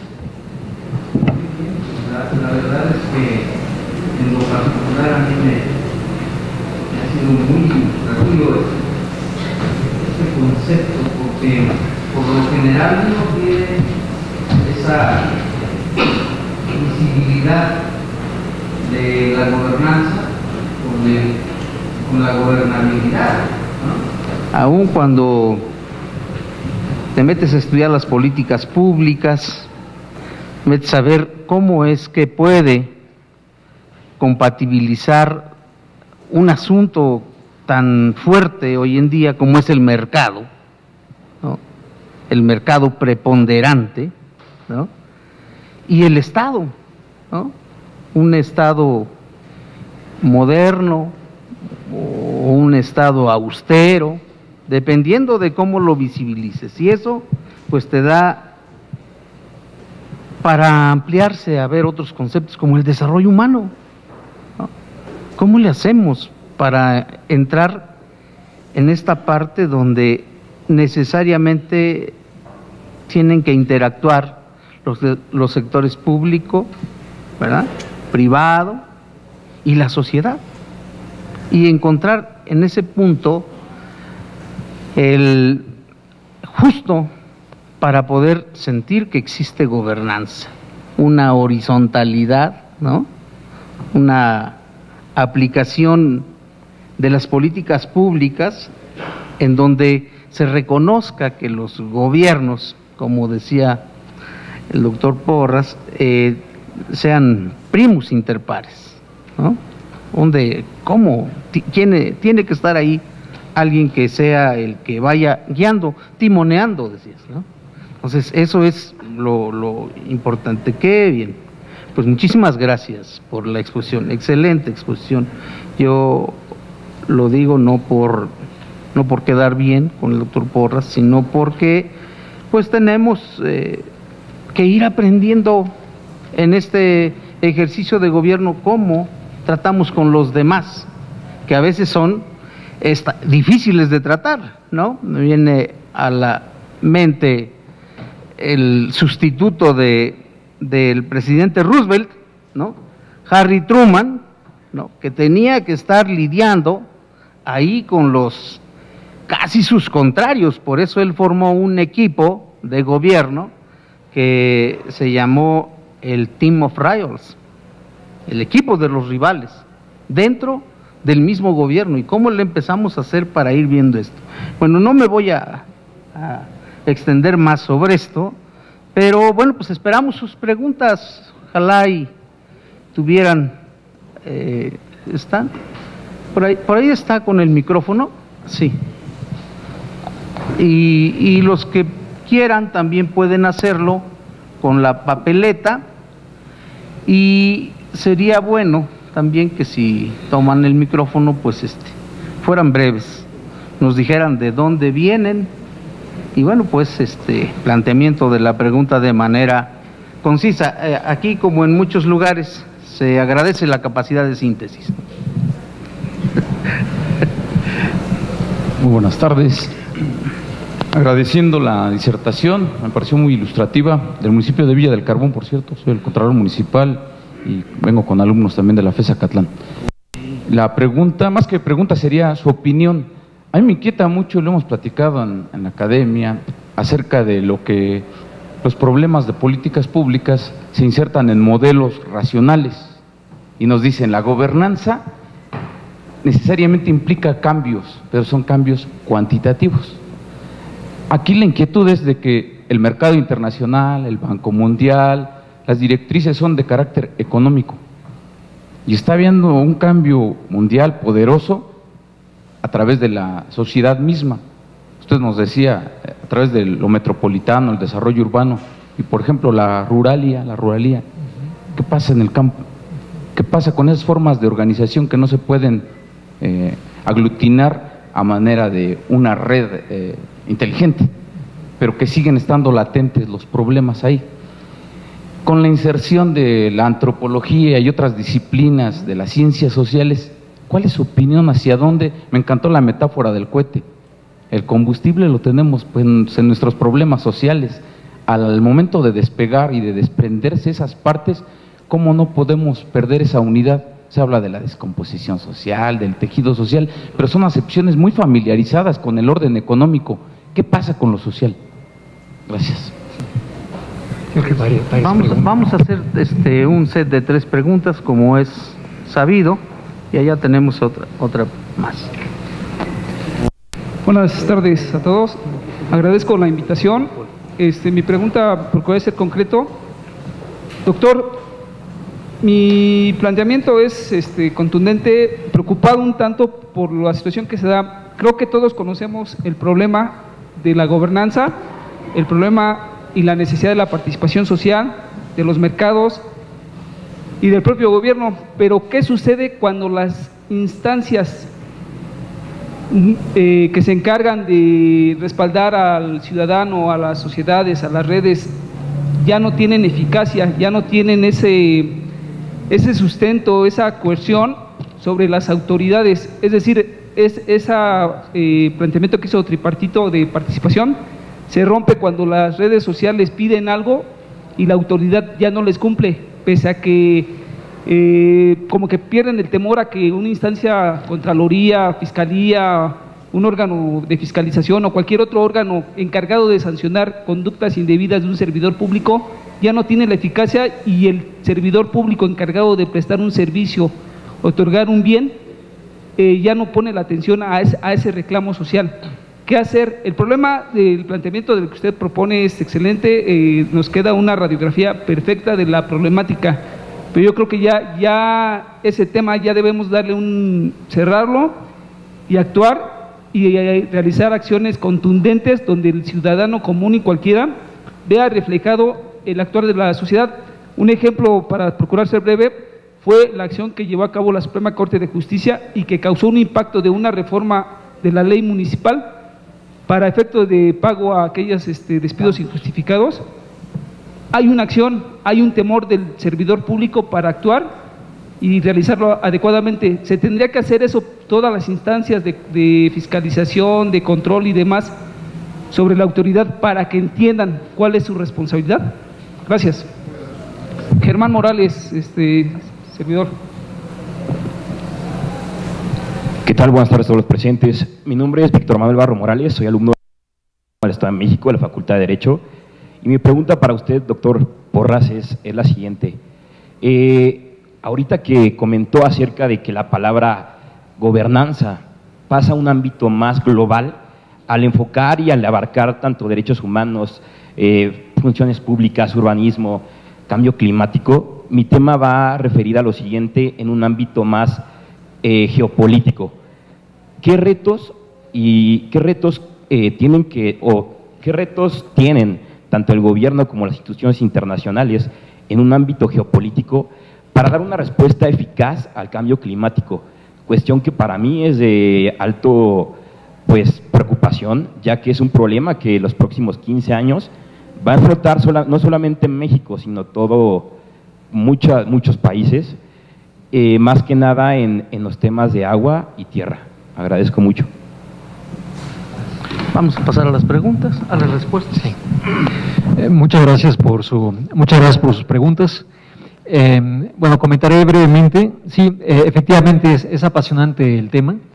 Yo diría, es una cosa como de eslogan casi, pero yo creo que hay que tratar que siempre nuestras propuestas sean razonables, respetuosas y racionales. No nada más racionales, en el sentido de tratar de buscar la optimización, no de la utilidad, sino también esta idea de que sean razonables y respetuosas. Y entonces yo reconozco perfectamente los problemas que hay entre estos diferentes modalidades y reglas y criterios de decisión. Y particularmente respecto al mercado parece que uno está como oprimido, ¿no? Porque realmente pareciera que ahora lo que rige pues todo y lo que está en los microfundamentos de nuestra decisión tienen que ver más bien con satisfacer nuestras preferencias, más que un objetivo común, ¿no? Entonces, el gran reto que tenemos respecto a esa serie de problemas, y en mi opinión el hilo conductor entre estos diferentes problemas, tiene que ver con cómo le hacemos para que los problemas individuales se redefinan en términos públicos y cómo los problemas públicos se redefinan en términos individuales. O dicho de otra manera, que estas reglas del mercado no aparezcan como algo neoliberal y que está ahí lejano, sino que tiene que ver con mis patrones de consumo. Y más interesantemente, que el modelo de producción que tenemos ahora a nivel global es resultado de mi patrón de consumo. Que si yo al final estoy esperando en cambiar coche cada año o cada 2 años, y cambiar de computadora cada año, y cambiar de iPhone o de estas cosas cada año y cosas por el estilo, estoy ciertamente promoviendo un modelo de producción. Y ese es el problema de la gobernanza, que ya no depende nada más de un proceso de concientización gubernamental, sino que realmente si todos no le ponemos, o al menos la mayoría o un número considerable, no solamente de tomadores de decisiones, sino también de consumidores, le entramos al cambio del consumo, no va a haber problema, ¿no? No hay problema que se pueda solucionar. Y esto lo relaciono con la tercera pregunta en términos geopolíticos. La definición clásica de geopolítica, que es esta idea de la estrategia o serie de estrategias para poder controlar o aspirar a controlar el territorio, tiene que ver con el espacio. Y es muy interesante que en términos de gobernanza es muy significativo que la literatura que tiene que ver con lo territorial inmediatamente captó las problemáticas, justamente porque entiende que el poder se manifiesta espacialmente. ¿Esto qué significa? En estricto sentido, en sentido casi filosófico, el poder consiste en no estar restringido ni por el espacio ni por el tiempo. Los poderosos, cuando había el Concorde, los millonarios tomaban el Concorde en Londres, ¿no? En la mañana temprano levantaban, tomaban una ducha, tomaban el Concorde y por la diferencia de horarios llegaban a Nueva York a tiempo para, quizá esta ya se tiene que cambiar, ¿verdad? A ver si, gracias. ¿Se escucha mejor? ¿Sí? Perdón por los sustos. El poder en estricto sentido, en mi opinión, tiene que ver con la capacidad de escapar a limitaciones o la aspiración de escapar a las limitaciones del espacio y del tiempo. Y lo que hacía la gente muy rica era que tomaba el Concorde, ¿no? En Londres, como cruzar el Atlántico duraba 3 horas y media, entonces llegaban a tiempo a Nueva York para hacer la junta de negocios, tomaban el lunch y luego regresaban en el vuelo de regreso, ¿no? Que está todo estratégicamente planeado. Y entonces tomaban el Heathrow Express, que te lleva del centro de Londres a Heathrow en 15 minutos. Si tú vas por el transporte público es 1 hora, ¿no? Etcétera. Si tú vas por taxi también, etcétera. Pero claro, tienes que estar dispuesto a pagar bastante. Entonces, esta idea de que si tienes los recursos, puedes estar en un espacio de flujo, independientemente de las limitaciones espaciales. Pero el problema es que muchas veces no nos damos cuenta que ese tipo de consumo y esa aspiración que muchas veces se tiene y que tenemos como referencia, tiene anexo un modelo de producción que le está dando la torre en el planeta y que en términos geopolíticos hace muy difícil justamente el problema de la sustentabilidad. Entonces, la gobernanza en general en términos geopolíticos y en relación a los problemas ambientales ha impulsado esta concientización de que el espacio tiene fundamentalmente que ver con modelos de producción y de consumo, y que en consecuencia la creación de territorio tiene que ver también con cómo lo utilizamos nosotros. El cogobierno se realiza también en la manera en que nosotros nos desplazamos por el territorio, y en consecuencia que la sociedad civil organizada pues tiene ahí una riqueza importante. Para pasar a la segunda pregunta, ¿qué pasa cuando el gobierno falla? La gobernanza también falla como fallan los mercados, ¿no? Todos fallamos, eso hay que partir de ese presupuesto. Yo a mis alumnos les digo, hacer una tesis de maestría para llegar a la conclusión de que estamos mal, pues no necesitas los 2 años, ¿no?, de la maestría, más bien es el punto de partida. ¿Qué vas a hacer? ¿Qué vas a proponer? Hay que partir del presupuesto de que los modelos teóricos no se cumplen, sino parcialmente. Que la ley pues es un referente que a veces no se puede pues llevar al enforcement, como le dicen en Estados Unidos, ¿no?, en Inglaterra. El gobierno falla, las instituciones fallan, pero en mi opinión justamente la solución viene a nivel institucional también. No tiene que ver necesariamente con instituciones gubernamentales, sino con las que vienen de la sociedad civil. Y entonces tenemos esa ventaja. La literatura de la gobernanza, me parece que una gran parte de ella presupone que la riqueza que legitima tanto al mercado como a los gobiernos parte de la sociedad organizada. Que los criterios de metagobernanza que permiten el gobierno de los 3 sectores y la cooperación no viene del gobierno, ni viene del mercado, sino viene de los valores culturales y éticos que se generan en la sociedad. Y en consecuencia, pues tenemos ahí una gran riqueza, ¿no? Y para ilustrar, pues justamente esto. A ver si quedó claro, ¿no? El Heathrow, te referías al aeropuerto. Es claro. Bueno, pues pasamos a un segundo set de preguntas. Ya tiene allá micrófono. Adelante. Bueno, sí, mi nombre es Juan Pantoja, estudioso de la administración pública desde hace muchos años, profesor universitario, y quiero, doctor Porras, hacerle una pregunta muy actual que creo que nos ayudará mucho para entender el marco de la gobernanza que usted maneja. Yo creo que usted ha leído, y si no los ha leído me va a decepcionar, pero ha leído los 50 lineamientos de austeridad y buen gobierno de nuestro presidente electo Andrés Manuel López Obrador, que al segundo o tercer día de que pues, se conocieron los resultados, lo planteó a nuestro país. Los conoce, supongo, esos 50 lineamientos. Él ha insistido mucho en que se debe prever ya cuanto antes la aplicación de los 50 lineamientos, porque él no los va a echar a la borda, no los va a dejar, los va a aplicar a pie juntillas, tal y como los planteó, a lo mejor con más rigor. Cada día que pasa yo observo que su empeño es muy fuerte, y pienso que sí, los va a aplicar. Entonces, en relación a estos 50 lineamientos de austeridad y buen gobierno que plantea nuestro presidente electo, y en el marco de la gobernanza que usted maneja, ¿cuál es su veredicto o cuál es su diagnóstico? ¿Qué prevé usted en corto plazo para México, para todos los mexicanos, la implementación de esos 50 lineamientos a partir del 1 de diciembre del 2018.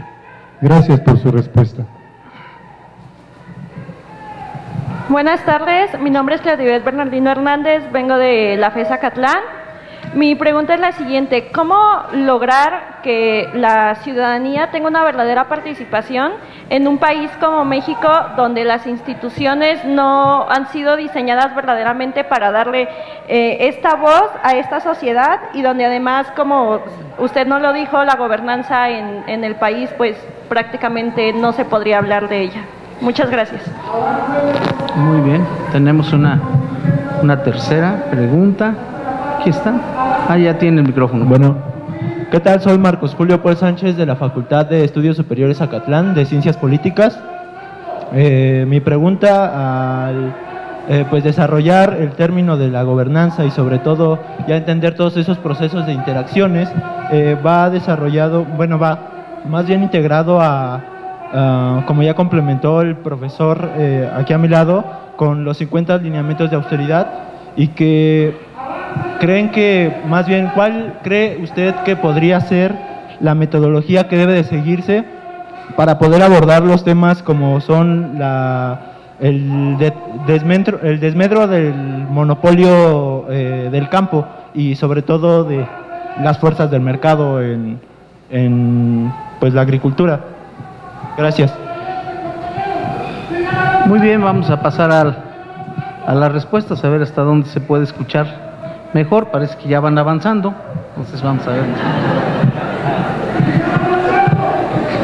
Pues muy interesante la pregunta, muchas gracias por la pregunta. A mí me parece que pues va a ser un proceso. El problema que a mí me causa más preocupación es algunos de los presupuestos que están detrás de ese proceso. Porque obviamente cuando uno dice, bueno, al final los lineamientos deben de tomarse en cuenta como un semáforo, y habrá cosas inmediatas y después cosas que tardarán más tiempo y cosas que a lo mejor no se pueden cumplir.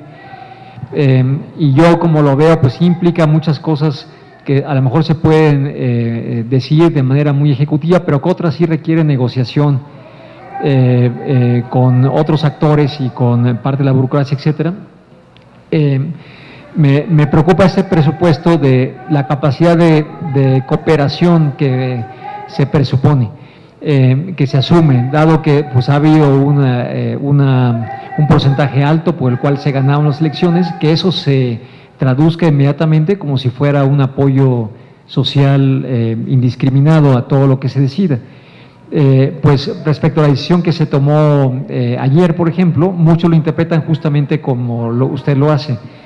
Me parece particularmente llamativa esta interpretación de que al final es la política la que vuelve a tener el peso en lugar de los mercados, ¿no?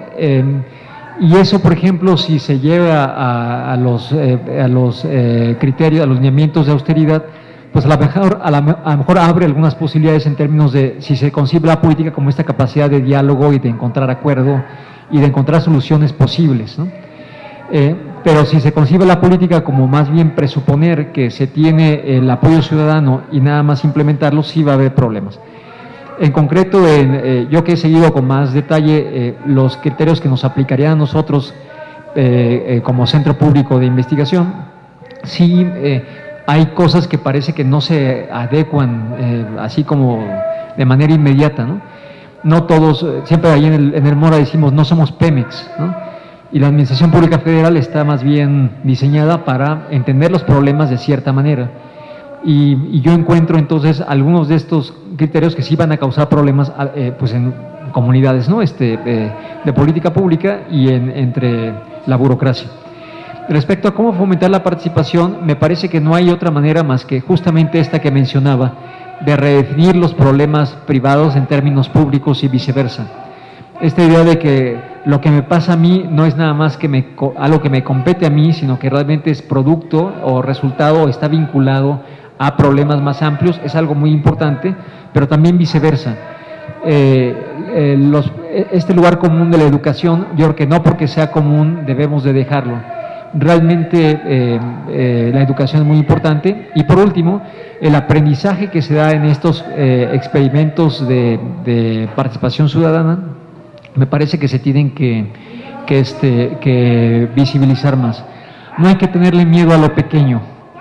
Mi esposa, por ejemplo, participa a veces en proyectos donde su labor es hacer brigadas, se pone en los zócalos de las plazas públicas y va de persona en persona, nada más que ella pues está interesada en cómo prevenir la violencia de género. Me impresiona mucho cómo todos estos grupos van de uno en uno, pues realmente generando pues un cambio de uno en uno. Tocqueville lo decía, ¿no? Dice, ¿cuál es la diferencia entre Francia y América, ¿no? En democracia en América? Dice justamente que el partido perdedor no está pensando en cómo derrocar el gobierno, sino más bien se reúne, cuenta sus números y se concibe como un grupo que tiene una cierta superioridad moral. Decía Tocqueville, nosotros, o sea, los perdedores, sabemos algo que conviene que todos los demás sepan. Nosotros, los perdedores, sabemos algo, tenemos una riqueza que los demás no han comprendido y por eso hemos perdido la votación. Pero justamente por eso tenemos una cierta superioridad moral y entonces tenemos un objetivo que es convencer a la mayoría. Y es súper interesante que esta cosa de ir uno por uno, ¿no? De tener muchos ejemplos de OSCs, ONGs en América, en Estados Unidos, es producto en parte, en mi opinión, de esa cultura. Y yo creo que entonces no hay que tenerle miedo a lo pequeño, a ir poco a poco. Por último, respecto a la metodología y en particular cómo lidiar con el monopolio y los problemas del campo, sí tenemos ahí particularmente un problema que ilustra pues el modelo neoliberal de producción y de consumo, en términos de producción alimentaria, y obviamente la ilustración es la Cruzada Nacional contra el Hambre y después los cambios que se dieron.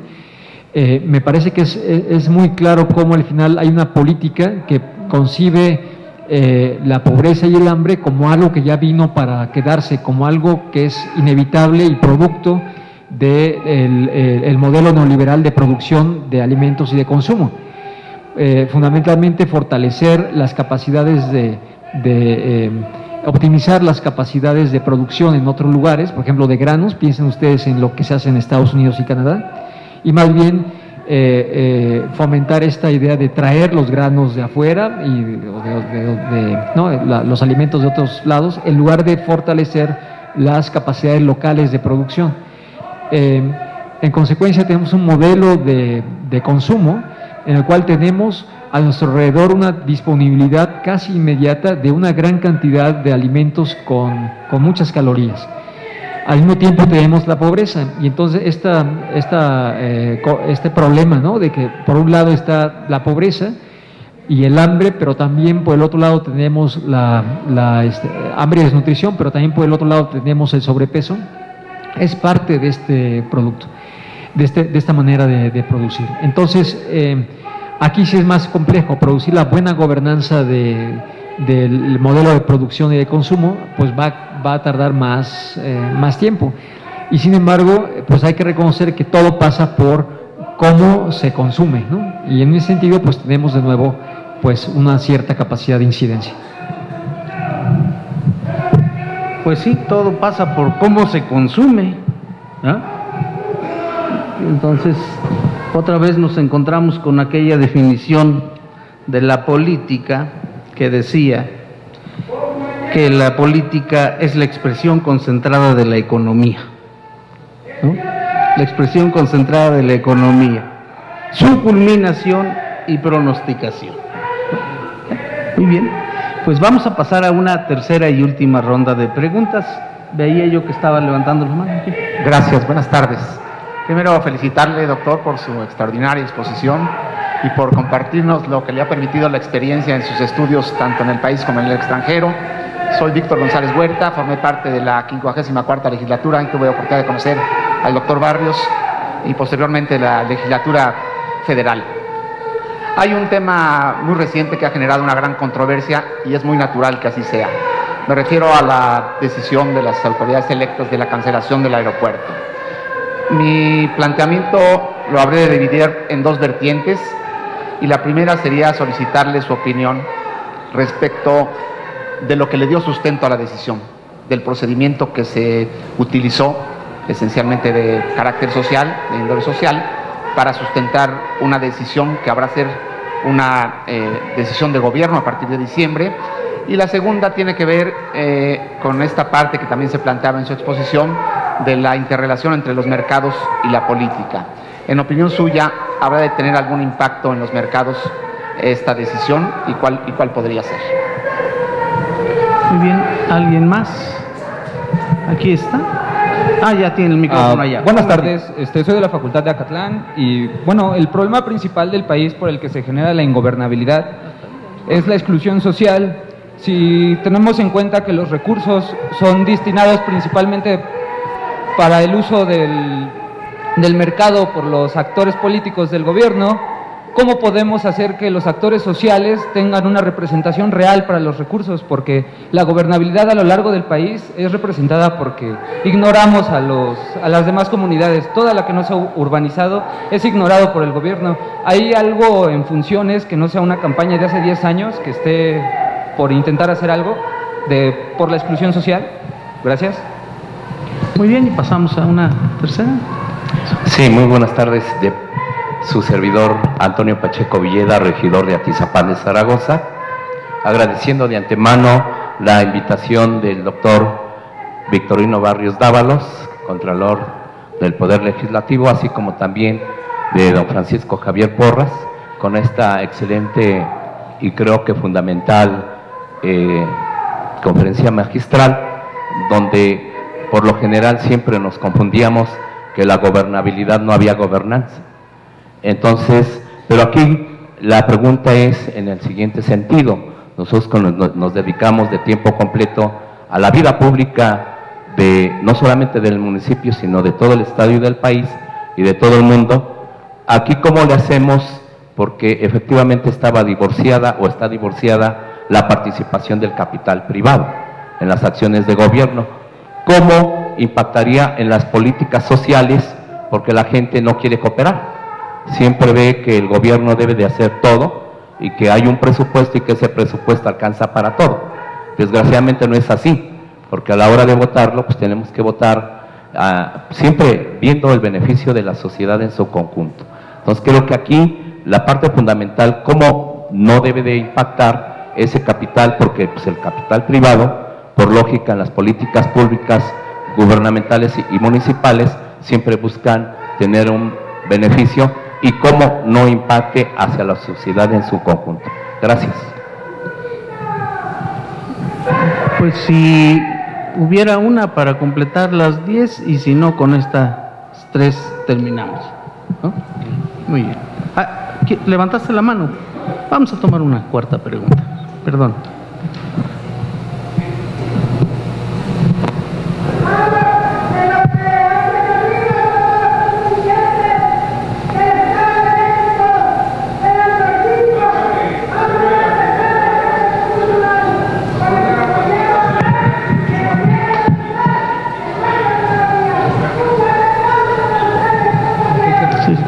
¿Sí lo escuchaste? Yo no lo escuché. En el entendido de que los mecanismos para llevar a cabo la gobernanza, es decir, cómo involucrar a los actores sociales en las decisiones de gobierno, aquí el problema serían los mecanismos. En este sentido, una consulta ciudadana bien hecha, desde luego, sería un mecanismo efectivo de gobernanza. Esa sería la pregunta. Muy bien, pues pasamos a las respuestas de estas 4 últimas. Bueno, trataré de ser muy conciso y a ver si me escuchan. Respecto al nuevo aeropuerto de Ciudad de México, pues sí tenemos este problema de que, y en realidad pues es mi opinión, y comparto pues la preocupación de todos los analistas, ¿no? Lo que se ha estado escribiendo últimamente y particularmente después del domingo, que el problema es que la consulta en general pues sí tuvo fallas, y luego este asunto de que se basa en esa consulta pues para tomar una decisión. Todavía hay que ver en la práctica cómo se concreta, luego la posición del presidente de la República y los diversos sectores que han estado reaccionando.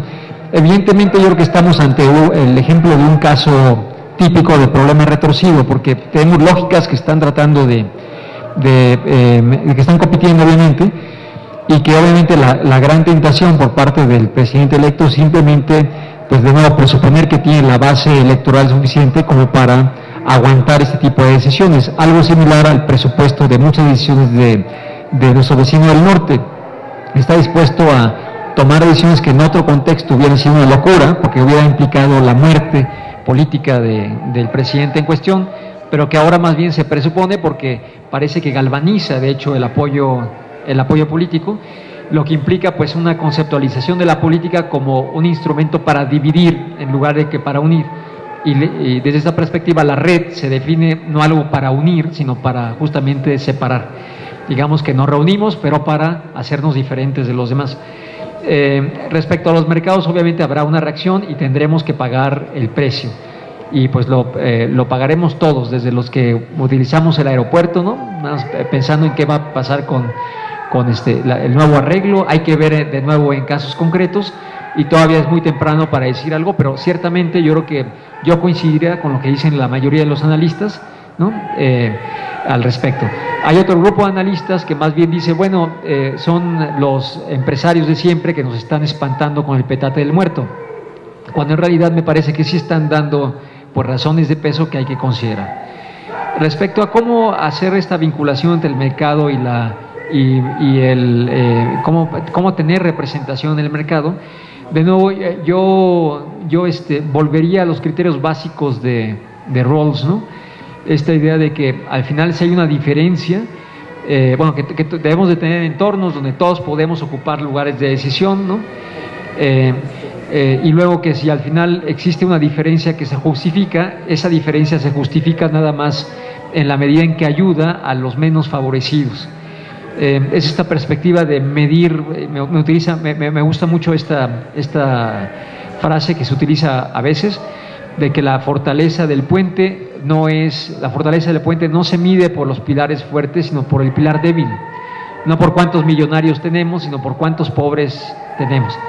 Y entonces, en ese sentido, yo creo que habría que de nuevo volver a las cuestiones básicas y realmente explotar hasta las últimas consecuencias pues las instituciones que tenemos. No hay que hacer cambios faraónicos ni grandes, muchas veces es suficiente un cambio pequeño. A mí me impresionó, por ejemplo, la última vez que participé, creo que fue en la elección de 2012, cuando fui funcionario de casilla, me llamó la atención tres cambios que yo noté respecto a la última vez que me había tocado ser funcionario en la mesa directiva de una casilla. Y es que primero si ya estaban todos los funcionarios, podíamos abrir el paquete electoral media hora antes, a las 7:30. Luego el asunto de que había colores, me pareció interesantísimo, de que no solamente los cuadernillos de prácticas, sino las actas llevaban colores, ¿no? Y que eran los mismos que había en las urnas y los mismos que había en las boletas. Y luego este asunto de que el que tenía el mayor grado de estudios no era el presidente de casilla, sino más bien el secretario. Esos tres cambios me parecieron importantísimos para explicar cómo bajaron el número de incidentes postelectorales, que casi siempre estaban relacionados primero para la dificultad de instalar la casilla a tiempo. Estas reformas nanoestructurales, que sí le llama Borges, de Transparencia Mexicana, hay que explorarlos porque cada quien somos expertos en nuestros diferentes ámbitos y conocemos y hemos identificado cambios que son pequeños o aparentemente pequeños, pero que al final pueden producir efectos grandes. Me parece que en el mercado puede suceder eso. Y me parece que, por ejemplo, un caso de éxito es esta cosa de que ya la obligación normativa, ¿no? De que todo lo que vayamos a comer tiene que tener una tabla que nos diga cuántas calorías y los ingredientes y todo esto.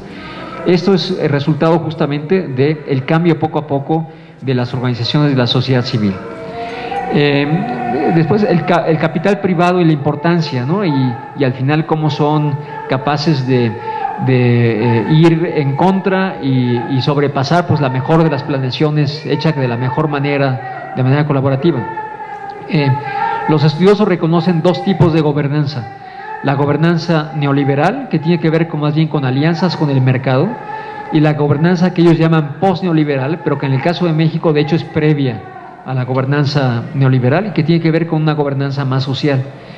El reto que tenemos es que se reconozca el peso normativo en términos culturales de la gobernanza lo que llaman ellos post-neoliberal, es decir, que al final los valores que posibilitan el intercambio comunitario tengan una consideración superior sobre los valores que guían el intercambio en el mercado. Y justamente es el problema que tenemos con la crítica que se puede hacer a la decisión de cancelar el nuevo aeropuerto de la Ciudad de México. Por ahí puede argumentar que es exactamente lo que se está haciendo. Se está escuchando a la sociedad organizada, que fue la que participó fundamentalmente, y los que apoyan al presidente electo, y que más bien el mercado nos está haciendo a un lado por primera vez, ¿no? Tenemos nada más que tener nuestra capacidad crítica, justamente identificar estas cosas y hacer lo que se pueda en las circunstancias que se pueda. Respecto a los mecanismos, pues de nuevo hay que volver a analizar en concreto cuáles son los instrumentos que tenemos a nuestra disposición, y bajo este ejemplo de las reformas estructurales yo creo que podemos encontrar soluciones. Bien hecho un plebiscito o una consulta sí es un instrumento de gobernanza. Pero por otro lado, en mi opinión, dado que es una política pública compleja y que estamos en un entorno de un problema retorcido, me parece que es un error tomarlo como única fuente de información para tomar la decisión. En realidad son muchos elementos los que se tienen que tomar en cuenta, no nada más los resultados de una consulta que por otro lado pues sí tuvo problemas, ¿no? Muy bien. Parece que le atinamos, ¿no? Justamente cuando ellos terminan, también terminamos. Muy bien. Pues les agradecemos mucho al doctor Porras la oportunidad de escucharle nuevamente en las respuestas, todas complicadas y circunstanciales, a veces del momento, ¿no? Como lo del aeropuerto, como la consulta, como la toma de decisiones, y en base a un mecanismo único que está pues ahora en boca de muchos mexicanos. Sirve, no sirve, cómo es, para qué se da, hay un enfrentamiento con uno de los tres actores o no lo hay, existe la prudencia necesaria de uno y otro lado, o estamos ante un wicked problem, ¿no? Yo creo que andamos ahí. Entonces ese es el gran asunto. Por eso es importante acudir a estos foros, para que vaya uno actualizándose, y para que a estos cursos, a eso se viene, a estas exposiciones. Justamente el conocimiento sirve para tener opinión, ¿no? Para proyectar alguna respuesta y pues para ir aprendiendo todos los días. Creo que ese es lo más importante. Vamos a pasar a la parte protocolaria de esta conferencia, no sin antes agradecerle mucho al doctor Porras, que a pesar, escuchen esto, a pesar de ser muy joven, bueno, pues es referente para estos temas a nivel internacional, y eso, pues, claro que nos llena de orgullo a los mexicanos, porque siempre andan pensando que nosotros somos nomás dos, ¿no? Y no es así. Bien, vamos a pasar a la parte protocolaria del evento. Y vamos a pedir al magistrado Víctor Alfonso Chávez López nos haga favor de entregar un reconocimiento y un juego de cuadernillos al doctor Barrón, nuestro ponente, al doctor del día de hoy. Muchísimas gracias, doctor.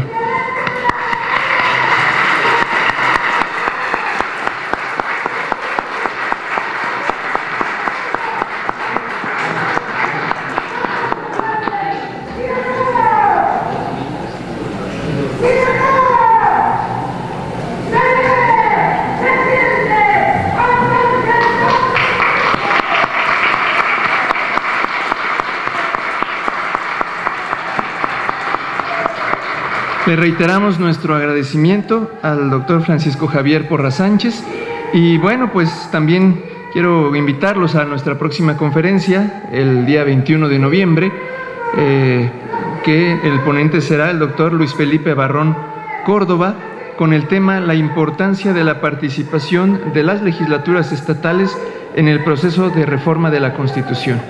Todos están cordialmente invitados, y bueno, pues siendo las 13 horas con 2 minutos del día martes 30 de noviembre de 2018, damos por clausurado nuestro evento, nuestra conferencia del día de hoy, agradeciendo a todos ustedes su compañía y esperamos que nos acompañen en la próxima conferencia. Muchísimas gracias.